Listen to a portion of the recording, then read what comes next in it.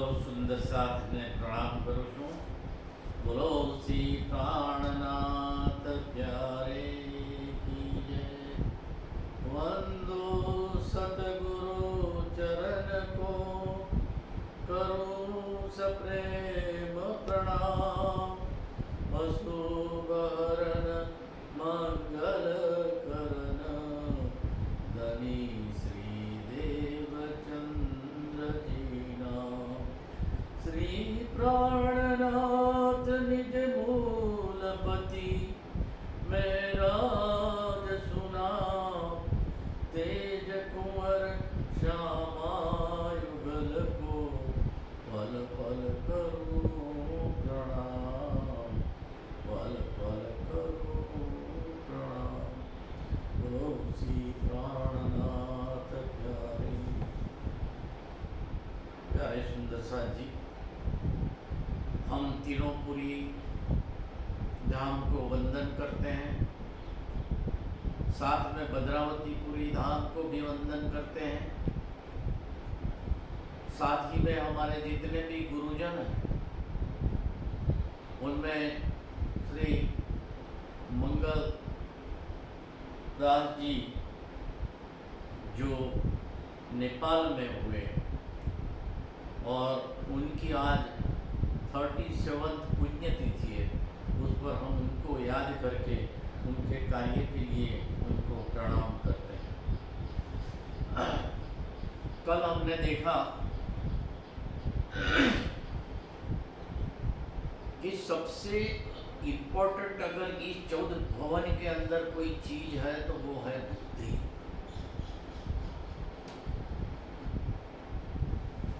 और ये बुद्धि दो किस्म की हो सकती है. यानी जैसे एक चाकू होता है, वो कल्याण के लिए सर्जन के हाथ में काम कर सकता है, और वही चाकू अगर दूसरे के हाथ में आया तो उसको नुकसान भी कर सकता है. तो ये बुद्धि से कल्याण होना या नुकसान होना, उस पे बुद्धि को क्लासिफाई किया है.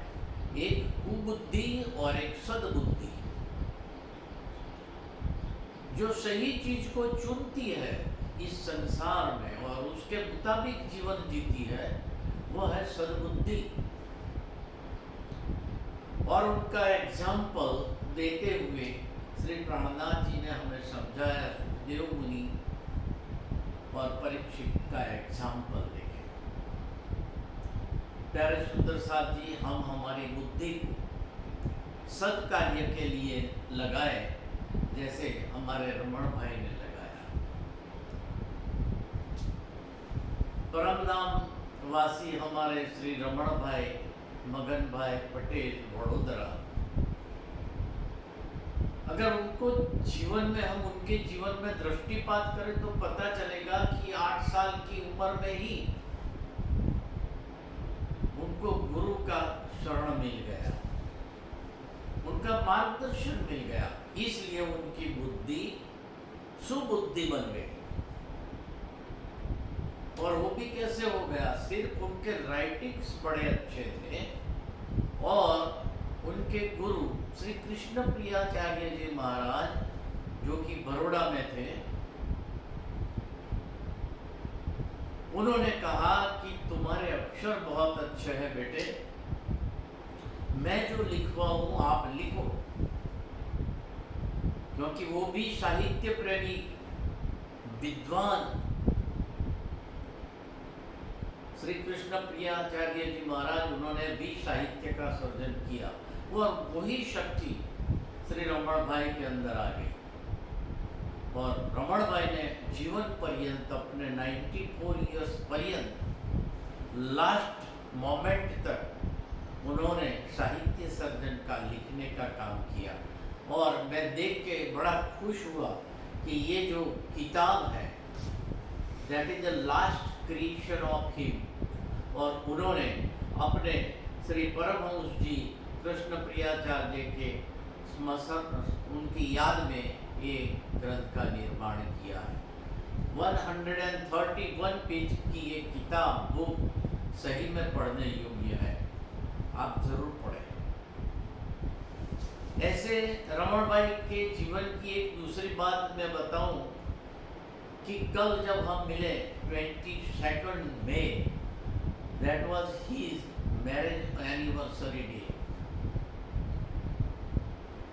जिन्होंने 94 इयर्स की जिंदगी जी, उसमें से 72 इयर्स अपनी धर्मपत्नी के साथ, कांताबेन के साथ व्यतीत की, बड़े अच्छे से की।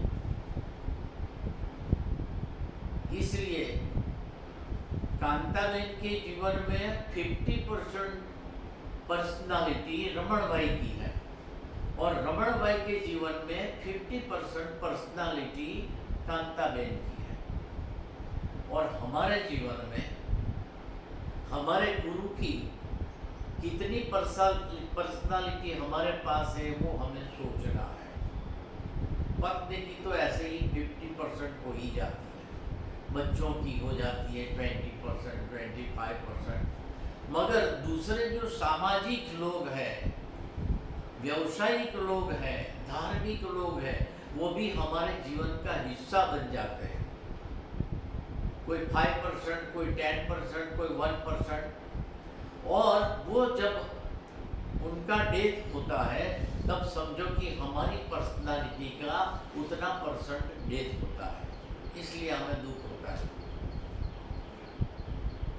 मगर जब हमारे जीवन में पूर्ण ब्रह्म परमात्मा के अतिरिक्त कुछ भी ना हो,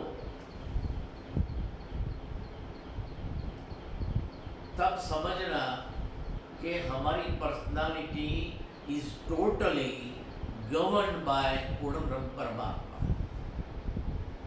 जैसे महाराज ठाकुर के जीवन में हुआ, छोटी उम्र में गुरु मिल गए 12 साल के अंदर,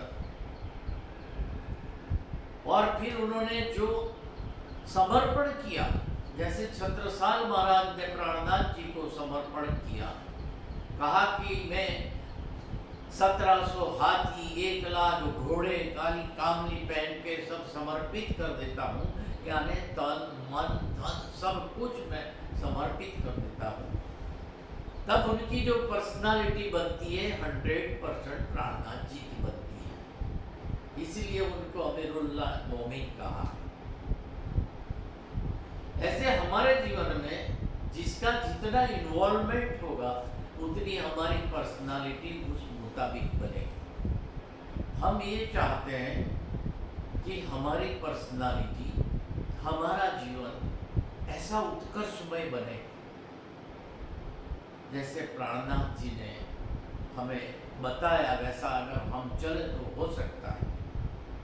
तो पहले उन्होंने बताया कि बुद्धि को आप सुबुद्धि बनाओ, मेघा बुद्धि बनाओ, मेघा प्रतिभा संपन्न बनो, सही दिशा में लगाओ, सही सत्संग करो, सही धर्म का शिक्षण लो। और आज हम ऐसे ही एक दूसरे एलिमेंट की तरफ चलेंगे, और वह है कलश हिंदुस्तानी, जिसको हम कह सकते हैं कि पश्चिमी जो साहित्य है उसमें जो तुरेत है, वो तुरेत के कंपैरिजन में है ये नॉलेज। अगर आप तुरेत नहीं भी पढ़े तो पता चल जाएगा उसमें क्या लिखा है। जो ज्ञान का उच्चतम शिखर है, जैसे हम मंदिर बनाते हैं और ऊपर कलश चढ़ाते हैं, वैसे ये कलश रूपी ज्ञान है, और वो हिंदी भाषा में है, क्योंकि गुजराती में भी कहा गया है, मगर ये हिंदुस्तानी भाषा में है, इसलिए मैं आज हिंदुस्तानी भाषा में बोलता हूँ। तो ये बुद्धि के बाद जो अथर्ववेद में भी कहा है कि अथर्ववेद का निचोड़ क्या है, एक सेंटेंस में अगर कहना है तो वो बोलते हैं कि प्रज्ञानम ब्रह्म, ज्ञान ही ब्रह्म है। अब यहाँ हमें श्री प्राणनाथ जी बताते हैं कि पूर्ण ब्रह्म परमात्मा क्या है। तो उनका गुण गाते गाते कहते हैं कि वो इश्क का ही स्वरूप है। This is another element today, वो है इश्क। इश्क क्या है? हम जैसे गुजराती हिंदी में बोलते हैं कि प्रेम हो गया, मगर हमारा जो प्रेम होता है वो कोई पदार्थ से होता है। हमारा प्रेम जो होता है किसी शरीर से होता है, किसी व्यक्ति से होता है, किसी कारणवश होता है। हमारा लक्षण प्रेम का नहीं है। हमारी तृष्णा कुछ होती है और हम प्रेम प्रेम बोलते हैं, वो प्रेम नहीं है।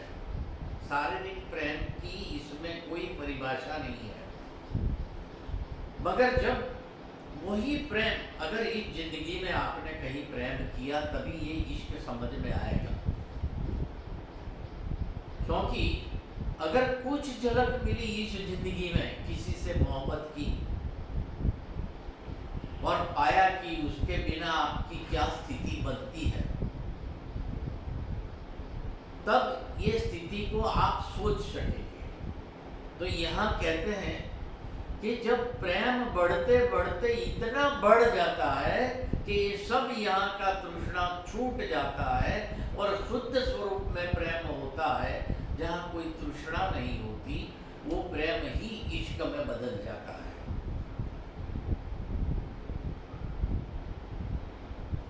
यहाँ स्वामी जी प्रकरण 7 में मलार राग में मस्ती से ये गाते हैं, इश्क बड़ा रे सबन में ना कोई इश्क समान, एक तेरे इश्क बिना उड़ गई सब जहान।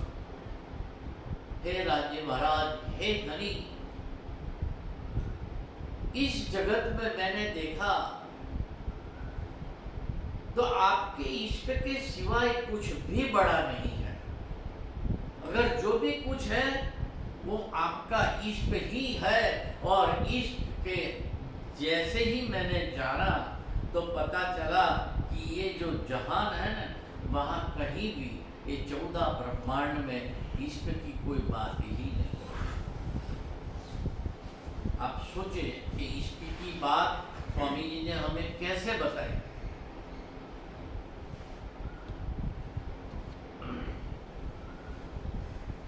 चौदह तबक हिसाब में हिसाब निरंजन सुन, न्यारा इश्क हिसाब ते जीन देखा प्यू वतन। कहते हैं कि 14 लोक जो है उसको तो हम समझ सकते हैं, हिसाब में आ जाते हैं। चाहे मृत्यु लोक हो, नीचे के 7 लोक हो, ऊपर के 6 लोक हो, भवर लोक हो, स्वर्ग लोक, महालोक, जनलोक, तपलोक, सतलोक, ये सब हम समझ सकते हैं। और ये जो 14 लोक है उसके ऊपर जो अष्ट आवरण है, उसके ऊपर जो प्रणव ब्रह्म है, ज्योति स्वरूप, और उसके ऊपर जो महाशून्य है 7, वो भी हम समझ सकते हैं। न्यारा इश्क ही शाबते, मगर आपका जो इश्क है, क्योंकि आप तो इश्क के ही स्वरूप है, आपके अंदर इश्क के अलावा कुछ है ही नहीं, तो ऐसे आपके इश्क को हम कैसे समझ सके, कैसे आप तक पहुंच सकते हैं। जी न देखा पीऊ वतन, और ये अगर आपका इश्क हमें मिल जाए तो हम आपके वतन को और आपको देख सकते हैं, महसूस कर सकते हैं, एहसास कर सकते हैं। ये चर्म चक्षु से दर्शन नहीं होते, हमारी आत्मा की आंख से उसके दर्शन होते हैं, यानी अनुभूति होती है। और वो अनुभूति करने के लिए मास्टर की इश्क है। इसीलिए प्राणनाथ जी ने कहा कि अगर आप मेरी बात को समझते हो तो मैं आपको इश्क उपजावने करूं अनेक उपाय। अंदर इष्ट पैदा हो ताकि आप परमात्मा को और परम धाम को महसूस कर सके। ऐसे में वाइब्रेशन क्रिएट करना चाहता हूँ, ऐसी आपके अंदर तरंगे पैदा करना चाहता हूँ, इष्ट की तरंगे। लोक अलोक हिसाब में, हिसाब जो हद बेहद। हमारे पास यहाँ जो बुद्धि है, वो बुद्धि के द्वारा, हम ध्यान के द्वारा, हम 14 लोक के परे ऊपर भी, जो हद के भी ऊपर बेहद है, जिसे हम सतलोक, केवल सत ब्रह्म, केवल ब्रह्म, सबलिक ब्रह्म, अव्याकृत ब्रह्म कहते हैं, पराशक्ति, बेहद, उसको भी हम शायद समझ सकते हैं। मगर न्यारा इष्ट जो पीव का जिन किया आदलोर, तो उनका जो इष्ट है ना, वो तो ऐसा है कि हम उसका कोई हिसाब ही नहीं लगा सकते। जिस पर इष्ट होता है, उनका प्रेम आता है, वही उसको समझ पाता है। महर बड़े पल में, कहते हैं ना, वैसे परमात्मा की अगर हमारे पर कृपा होने लगती है, तो हम अगर लूले लंगड़े हैं तो भी पहाड़ चढ़ सकते हैं, और अगर ये आंख नहीं है फिर भी हम उनके दर्शन कर सकते हैं। एक अनेक ही शाम में, एक यानी पूरे ब्रह्मांड, ऐसे करोड़ों ब्रह्मांड है, मगर एक ब्रह्मांड के जो आदि नारायण है और उनके अनेक शक्तियां जो ये ब्रह्मांड का संचालन करती है, ब्रह्मा, विष्णु, महेश और कई देवी देवता हैं, निराकार, निरंगुण, और जो निराकार है वो सबको हम समझ सके। जो कछु ना देखे तू अभी, आपका प्रेम अगर मिल जाए तो आपके बिना ये सब हमारे लिए कोई काम का नहीं है। और इश्क कोई जिन कथो, इसके न पहुंचा कोई। इसलिए महामती जी हमें समझाते हैं कि इश्क तो ऐसा है कि जो लिखने में नहीं आता, बोलने में नहीं आता, सिर्फ एहसास कर सकते हैं, अनुभूत कर सकते हैं। इसलिए आप ऐसा मत सोचना कि किसी ने एनालिसिस करके परम नाम और परमात्मा के बारे में शब्दों द्वारा वर्णन किया और किसी ने बोला इश्क कोई जिन कथो, इसके न पहुंचा कोई, बात कोई अभी पहुंचा ही नहीं।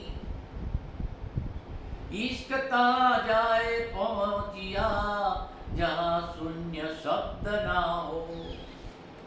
तो हमारे शब्द जहां नहीं पहुंचते, वहां हमारा प्रेम पहुंचता है, वहां हमारा इश्क पहुंचता है। जहां हमारे शब्द कुछ बोल ही नहीं सकते। आप सोचें कि अगर आपको आपके बेटे के साथ इतना प्रेम है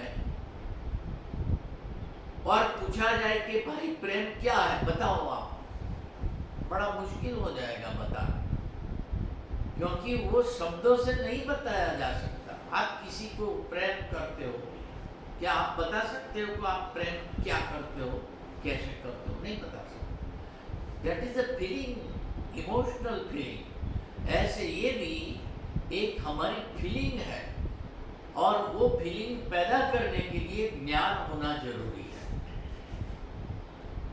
ना ही कथनी इष्ट की, ये इष्ट के बारे में बोलने की कोई जरूरत ही नहीं है, उसको कथनी करने का सवाल ही नहीं है। और कोई कथियो जीन, इश्क तो आगे चल गया शब्द समाना सुन। और अगर हम इश्क को कुछ बताना चाहे कि इश्क क्या है, मेरा और परमात्मा का संबंध क्या है, परमात्मा मुझे कैसे यहाँ से जगाना चाहते हैं, मुझे क्या क्या करते हैं, वो मैं शब्द में बोलूँ ना तो शब्द शून्य तक पहुँचते हैं, उसके ऊपर नहीं पहुँचते। शब्द जो क्या अंग में, हले नहीं हाथ पाँव इष्ट बेसुध ना करे रही अंदर बिलखाए। अगर हमको परमात्मा की याद आ जाए, परमात्मा से बिछड़ने का विरह याद आ जाए और विरह होने लगे,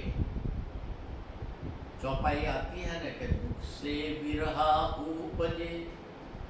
अगर हमें याद आ जाए कि मैं परमात्मा का अंग इस जगत में ये खेल देखने आया, ये मेरा जीवन नहीं है, ये तो टेम्पररी जीवन मुझे मिला है दुनिया देखने के लिए। This is not my life, this is a part of my life. जो मैं ये जागनी ब्रह्मांड में दोबारा आया, पहले भी आया व्रजरास में, और इस बार ये जागनी ब्रह्मांड में ये खेल देखने आया, क्योंकि खेल देखने की तड़प मेरी पूरी नहीं हुई। प्यारे सुंदर साथ जी, इस समय कलयुग का ऐसा है, कोरोना पेंडेमिक जो चल रहा है ना, कोविड पेंडेमिक, वो भी ऐसा समय है जहां हमें परमात्मा की याद आ जाए। यहाँ से हमारा जो लगाव है ना, वो टूट जाएगा। हम देखते हैं कि हमारे परिवारजन, हमारे स्नेहीजन, हमारे गुरुजन हमसे विदा ले रहे हैं। अब उनका कोई अस्तित्व ही नहीं रहा है, सब निराकार शून्य में मिल गए। इसलिए ऐसा संजोग परमात्मा ने हमें दिया कि उसको याद करो इस समय में, और हम याद करते हैं। और जैसे जैसे हम उनको याद करते हैं, परमधाम का चिंतन करते हैं, उनके स्वरूप का चिंतन करते हैं, तो उनके प्रति हमारा लगाव बढ़ जाता है, इश्क पैदा हो जाता है। और वो इश्क ऐसा है कि कोई कहे कि भाई क्या होता है तुम्हें, तो हम बता नहीं सकते, क्योंकि वो शब्दातीत है, समयातीत है। तो यहाँ कहते हैं कि वो हमारे अंदर जब आता है ना, तो हमें इस दुनिया की कोई चीज अच्छी नहीं लगती। जिसको प्रौढ़ वैराग्य बोलते हैं ना, वो हो जाता है। आशा तृष्णा सब चली जाती है। तो हमारा शरीर अगर हम ध्यान नहीं रखेंगे तो वो सूख जाता है, हड्डी और चाम हो जाता है। और अंदर ही अंदर हम देखें तो हम ऐसे हो जाते हैं कि इस दुनिया के प्रति बेसुध हो जाते हैं, और हमें परम धाम की ओर शुद्धि आने लगती है। अंदर हम तड़पड़ते हैं। पापण पल नाले वही दशो दीन नैन फिराऊं। जब इतना इश्क आता है तो हम ये आंख का पलक भी नहीं झपकाते, क्योंकि हम ये दुनिया को देखना ही नहीं चाहते। तो ऐसे देखते रह जाते हैं, आंख खुली रह जाती है, कुछ नहीं, अंदर देखना शुरू होता है। और वो अंदर दसों दिशा में परमात्मा को अंदर ढूंढती है। देह बीना दौड़ो अंदर, हमारे अंदर अब जो भी करना है इंटरनल इनर इंजीनियरिंग करना है, इंट्रोवर्जन करना है, बैठना है ध्यान में। जैसे ज़्यादा समय बैठ पाए वैसे आसन से बैठना है। चाहे आप खुली रखो, आप वो सहज हो गया राजयोग जैसा, या आप बंद करके बैठे। अगर आप आँख खुली रखते हैं और इस दुनिया से जुड़ जाते हो तो आँख बंद कर दो, जुड़ना नहीं है। और फिर अंदर आप ऐसी इंजीनियरिंग करो कि आप ये 14 लोक के ऊपर, शून्य के ऊपर, महतत्व के ऊपर, और उसके ऊपर अक्षर, और अक्षर के ऊपर भी जा सके। इश्क को ये लक्षण जो नैनो पलक नाले। और जिसको परमात्मा के लिए प्रेम हो जाता है, इश्क हो जाता है, परमात्मा की कृपा हो जाती है, तो वो इस दुनिया से डिटैच हो जाता है। दौड़े फिरे ना मिल सके अंदर नजर पिया में दे।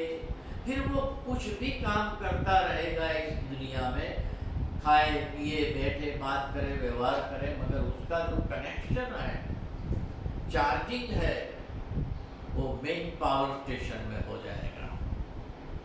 नजरो निमख ना छूटही, तो नाही लागत पाल।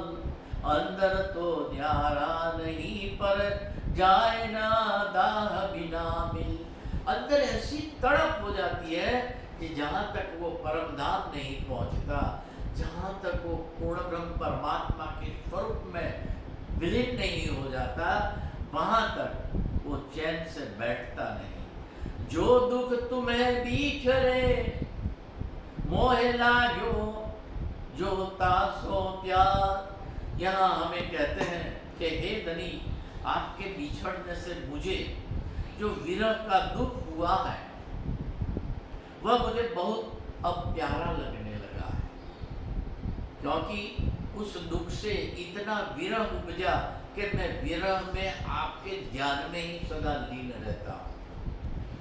एता सुख तेरे विरह में, और तेरे विरह में मुझे इतना सुख अंदर मिलता है, तो हे परमात्मा, मैं साक्षात आपको इस शरीर छोड़ के मिलूंगा तो कैसा अच्छा लगेगा। तो ये चौपाई हमें कहती है प्रकरण 7 की 11 चौपाई में इसका संदर्भ में हमें समझाया है प्यारे सुंदर साथ जी। कल हमने बुद्धि के संदर्भ में समझा, और सुबुद्धि के माध्यम से हमने ये सोचा कि हमें कुछ ऐसा करना है ताकि हमारा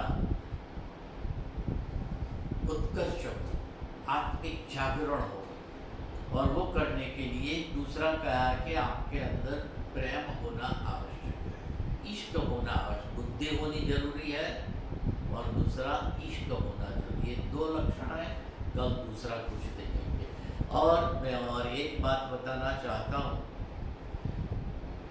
कि जब भी हमारे आसपास में हमारे कोई भौतिक शरीर से जुड़े और किसी से थोड़े और इमोशनल जुड़े व्यक्ति का स्वर्गवास होता है या वैकुंठवास होता है या अक्षर निवासी बनते हैं या परमधामवासी बनते हैं, तो हमें बड़ा दुख होता है।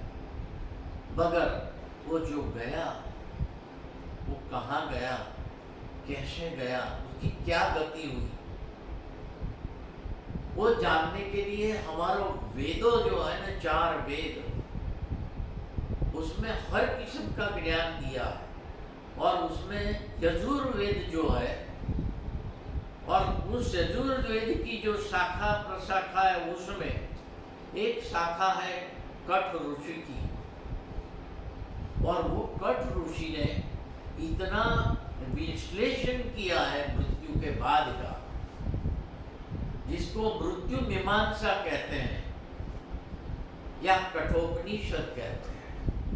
ऐसे देखे जाए तो 220 उपनिषद है, उनमें से 10 उपनिषद जो शंकराचार्य जी ने विश्लेषण करके भाष्य लिखा है, इसलिए हम 10 को ज़्यादा जानते हैं। मगर उनमें से एक कठोपनिषद, उसमें मृत्यु के बाद क्या स्थिति होती है आत्मा की या जीवात्मा की, उसके संदर्भ में बहुत डिटेल में लिखा है। वही बात स्वामी जी ने हमें स्वरूप साहब ने जगह जगह पे बताई है, बड़ी अच्छी तरह से बताई। इसलिए हमारे में से जब कोई परिवार में जाता है तो हम ये बात समझने के लिए कठोपनिषद पढ़ते हैं, श्रवण करते हैं, मनन करते हैं, और हम निजानंदी ये स्वरूप साहब का पारायण करते हैं। इसीलिए आज हम रमण भाई के परमधाम गमन निमित्त एक पारायण यहाँ मैं कर रहा हूँ, और उस संदर्भ में हम साथ में बैठ के मिले, श्रवण किया। इसलिए आप सबका हमारे सभी को